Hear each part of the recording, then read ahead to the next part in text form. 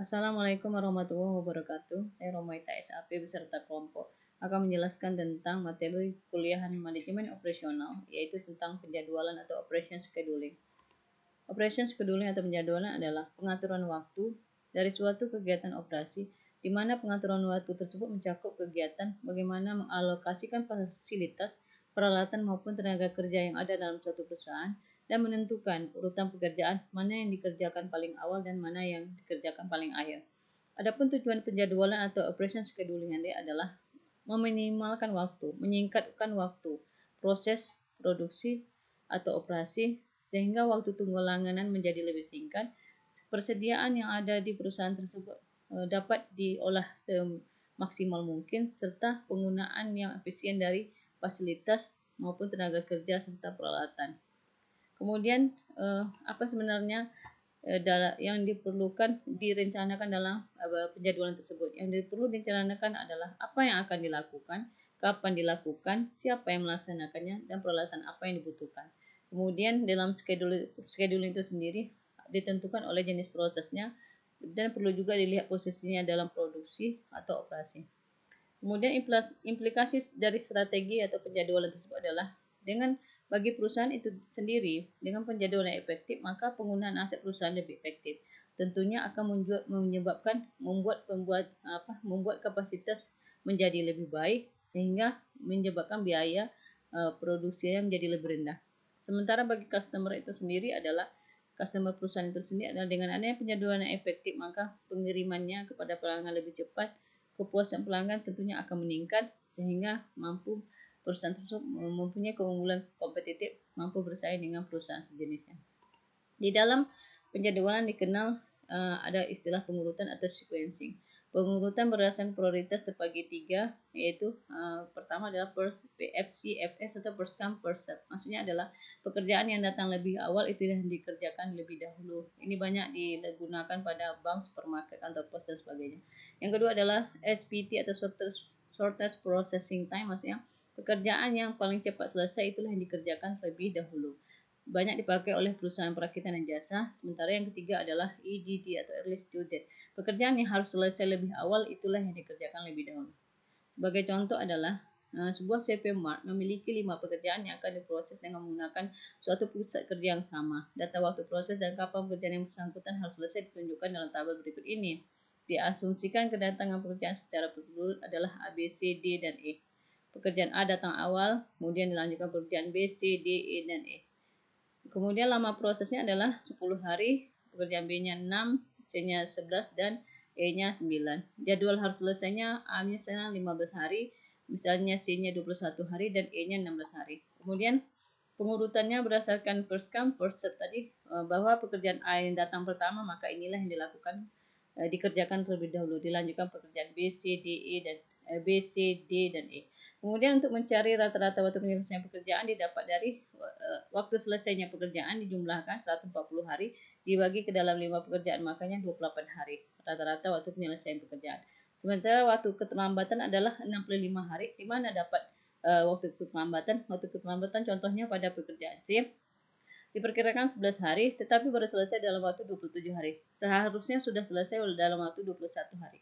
Jadi dari 21 hari ke 27 hari ada keterlambatan selama 6 hari. Itulah untuk didapat keterlambatan tadi, dijumlahkan kemudian dibagi ke dalam 5 pekerjaan. Rata-rata waktu keterlambatan pada pekerjaan A, B, C, D, dan E itu adalah 13 hari. Kemudian rata-rata jumlah pekerjaan adalah 140 hari, waktu selesainya dibagi lama prosesnya dapat 2,91 hari. Begitu juga pada pengurutan berdasarkan SPT, yaitu shortest processing time. Pekerjaan yang paling singkat itulah yang dikerjakan terlebih dahulu.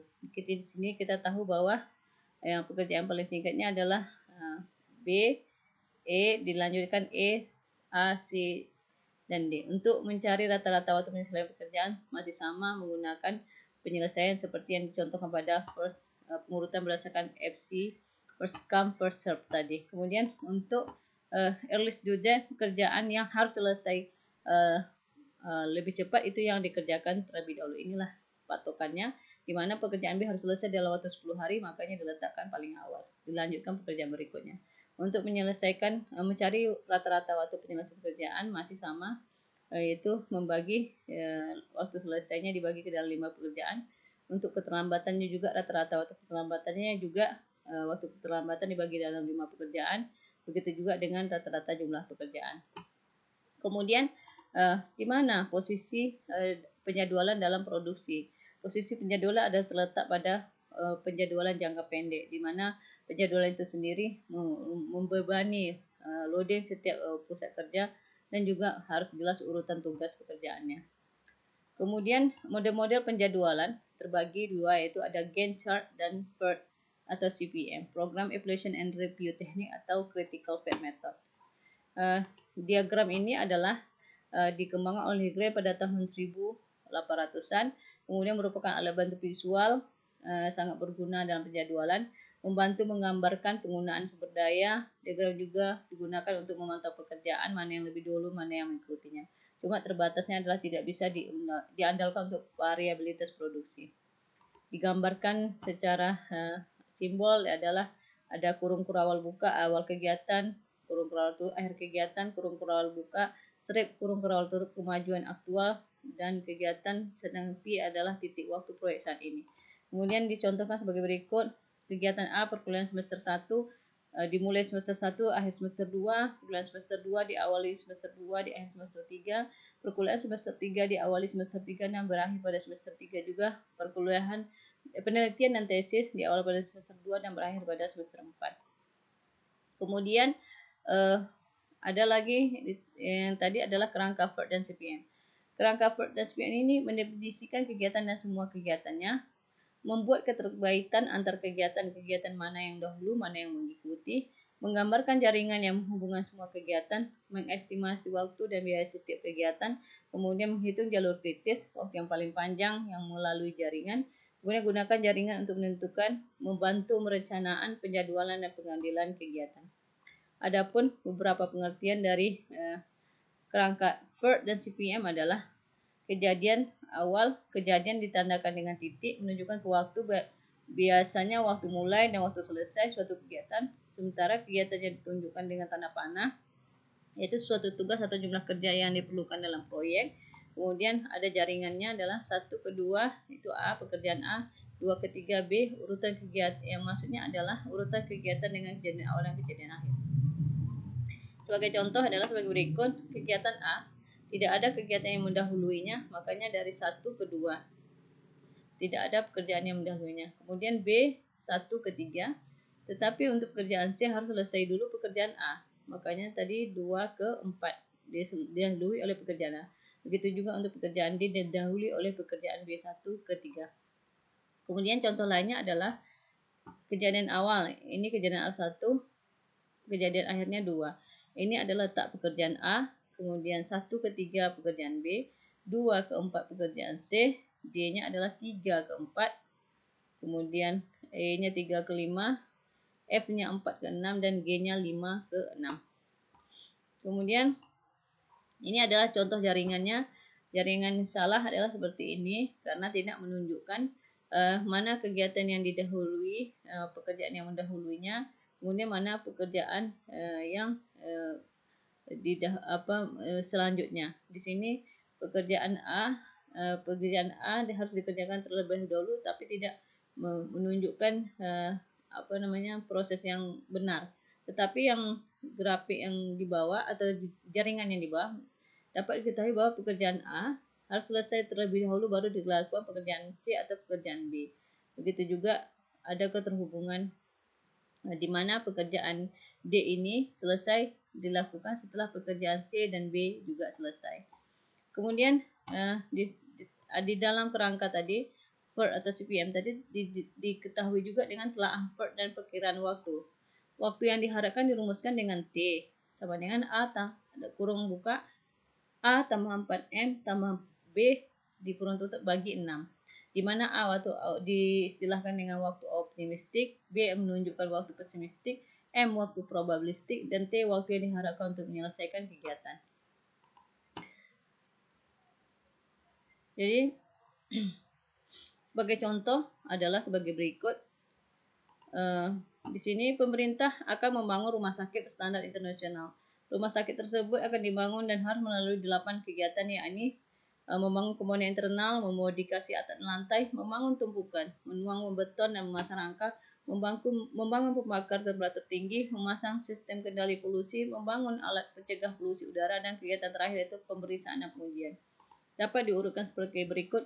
Dari kegiatannya adalah disimbolkan dari kegiatan A sampai H, di mana A membangun komponen internal, tidak ada pekerjaan yang mendahului. B. Memodifikasi atap dan lantai, tidak ada pekerjaan yang mendahului. C. Membangun tumpukan, tetapi harus didahului oleh pekerjaan membangun komponen internal. Begitu juga D. Menuangkan beton dan memasang rangka, harus didahului oleh pekerjaan A dan B. Begitu juga pekerjaan selanjutnya.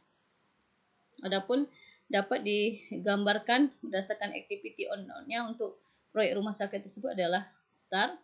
Pekerjaan A tidak ada yang mendahului, begitu juga dengan pekerjaan B. Tetapi untuk pekerjaan D tadi, berdasarkan ini tadi, bahwa harus diselesaikan dulu pekerjaan A dan B. Makanya di sini A dan B baru bisa dikerjakan pekerjaan D. Begitu juga pekerjaan G, harus selesai dulu pekerjaan E dan pekerjaan D. Di sini terdapat kita tengok bahwa G harus selesai pekerjaan D dan E. Begitu juga selanjutnya.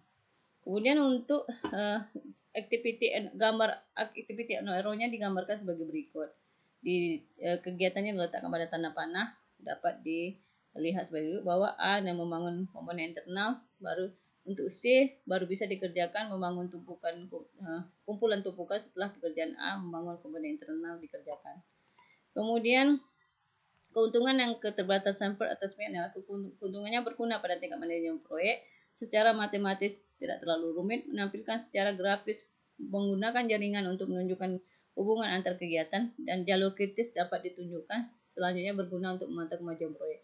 Sementara keterbatasannya adalah kegiatan proyek harus didefinisikan dengan jelas, hubungan antar kegiatan harus ditunjukkan, perkiraan waktu cenderung subjektif, terlalu fokus pada jalur kritis.